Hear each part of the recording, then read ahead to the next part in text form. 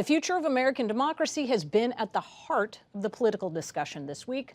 Top law enforcement testified about the Capitol insurrection on January 6th, with FBI Director Christopher Wray saying the January attack was domestic terrorism and warning there could be more threats.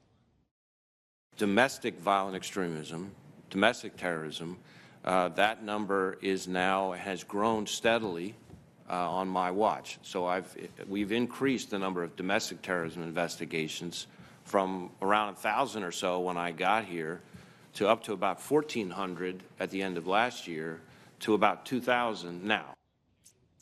The House recessed early after intelligence reports warned of another potential attack on the Capitol.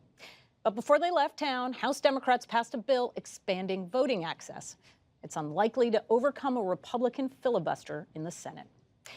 Joining us tonight are three top reporters covering the story. Sahil Kapur, national political reporter for NBC News.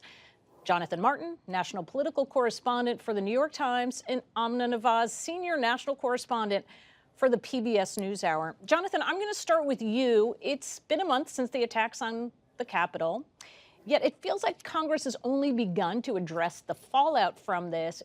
Did these hearings this week provide any clarity, any unity, any healing?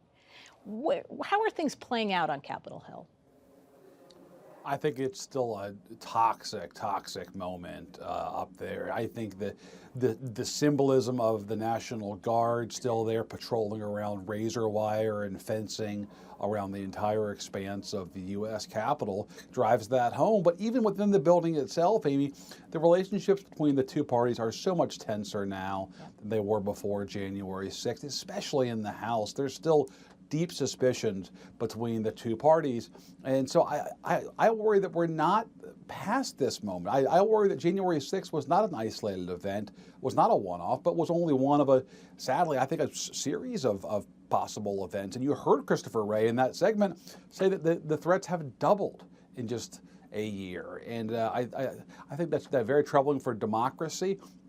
And it's not clear to me that either party is sort of willing to totally move forward yet and try to find some kind of reconciliation. President Biden talked about unity quite a bit on January 20th when he was sworn in, and has reached out repeatedly to folks in the GOP, having them down to the White House all the time. But you don't sort of see that spirit of comedy necessarily in the Capitol itself. Yeah, and Sahil, I've been feeling that same thing too, talking to staffers up on the Hill who say the same thing that Jonathan did, this level of toxicity like nothing they've ever seen before. You have the Capitol Hill police chief saying, look, these threats against members are now through the roof, she said. The House had to recess early because of the threats of a potential March 4th attack on the Capitol. So how are lawmakers actually able to do their job? No question, Amy, that relations here are worse than I've ever seen them in my 12 or so years covering Capitol Hill. And it's been a pretty rough decade for relations between the two parties as is.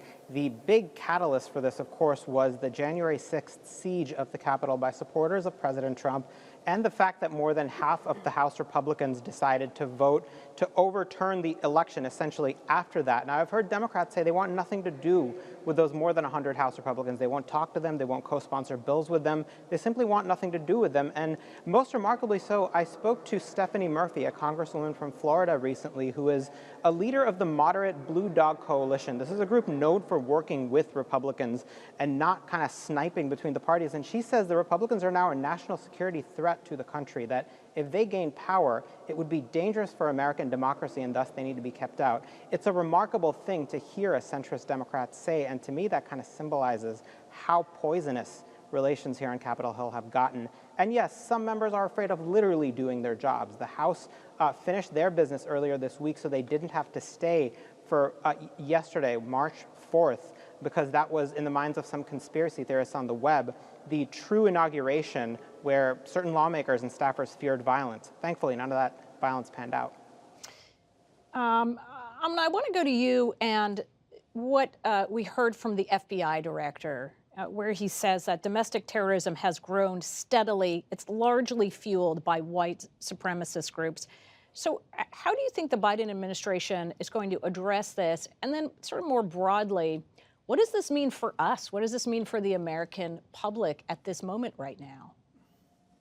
It's a huge challenge for the Biden administration. It's been a huge challenge for years now, and Christopher Wray hit that home in his testimony. Just quickly, to ping off of what Sahil and Jamar were talking about, though, some of the freshman members of Congress I've talked to talk about this toxic environment, and some of them, we should say, too, have said privately they're really considering their own security differently now and taking different measures when they travel back to home districts.